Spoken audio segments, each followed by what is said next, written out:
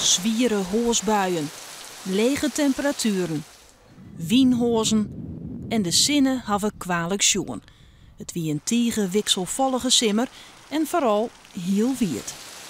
Zo'n 90 graden is toch een opbouw met volle zwierdere buien in de simmers. Zou je vroeger verhinderen van 40 mm een zwiere bui, dan valt er een bui 70, 80 of 100 mm.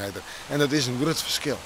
De striem in de simmer had zwembad Moenenwetter in Wietmassen min voldien.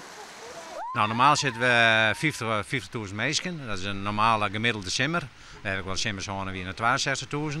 En dit hier zitten we ongeveer op de 43.000, 44.000 mensen zitten. Ekjoet is het net echt zwembaar. Maar de echte wetterraken binnen hier altijd wel te vinden. Het begint nog wel rein. Dat maakt het niks uit. Ik wil gewoon terugzwemmen. Oren terugzetters op camping Sotterum in Kwarnwerd. Ek al willen ze maar één ding: zinnen. Ze hebben zelfs gisteren nog de lichtstoelen eventjes in het beetje zon. Hebben we gauw eventjes in de zon gelegen. En ja, je kunt genoeg doen. Kijk, wat dat gaat, Nederland is een mooi land en hier in Friesland is ook heel veel te zien.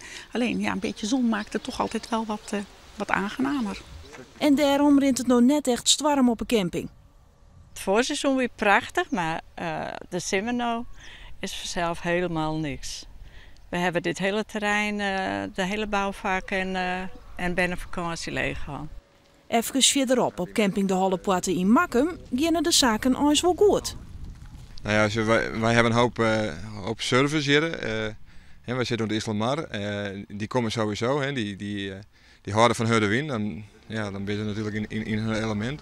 Der Sommer war eigentlich für uns als Surfer ganz gut. Wir hatten also viel Wind, aber zwischendurch auch schöne Tage, Sonnentage. De simmer is in het wetter vallen. Zullen we nog een mooie naaisimmer krijgen? Als ik het bezoen heb, zoeken we steeds van nou, ja, wij in september want dan begin oktober of een pad van oktober met nog wel een mooie periode opleveren.